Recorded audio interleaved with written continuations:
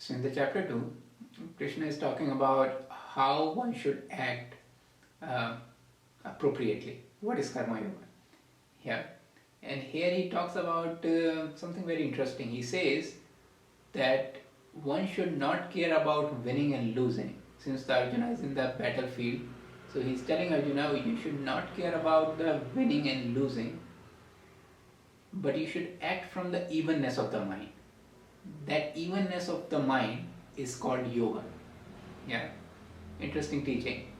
He also says the same thing in another verse where he's saying that uh, you should not care about winning, losing, pain and pleasure, and profit and loss, right? And then act for the sake of acting. And when you act in that way, then you are not incurring any sin. Yeah.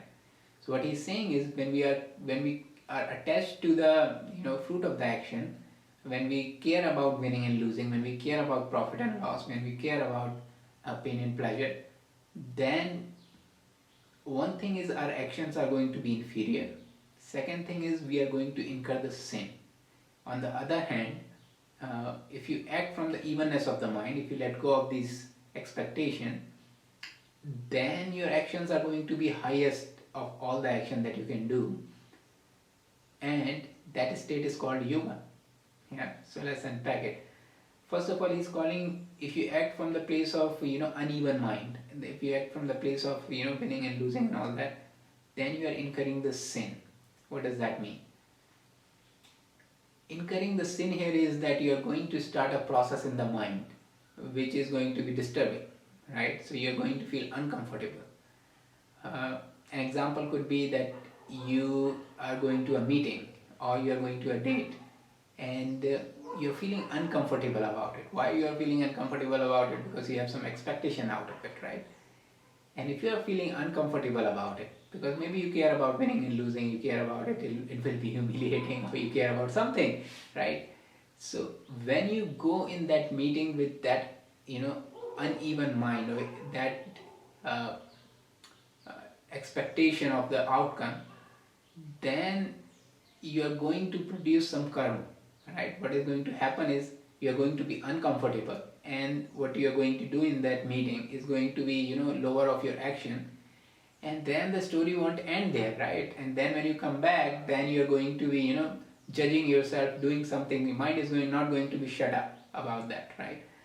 So that whole process is what he's calling, you have incurred sin. Yeah, you have created this process, and if you keep creating these processes one after another, a state of the mind, all of a sudden you will feel something like, now I am depressed, right? It's not like depression happens something like without a reason, or now I am suicidal, right? These things are like some things that we have keep accumulating over the period of time, small sin what he is referring here, but a small discomfort, disturbance in the mind that has accumulated over the period of time, and now your state of mind is like that, right? So that is what is referred here as a sin. So he's saying when you are acting out of uneven mind, you keep creating these things, right? And if you keep creating these things, uh, that is what that will get you in the trouble, right? On the other hand, if you act from the evenness of the mind, right?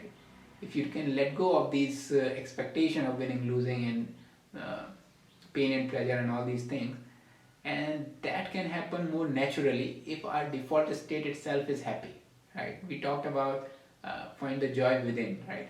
So if our default state is happy, then we are not really so much looking for happiness in the external events, right? So then we don't have so much expectations from different things, right?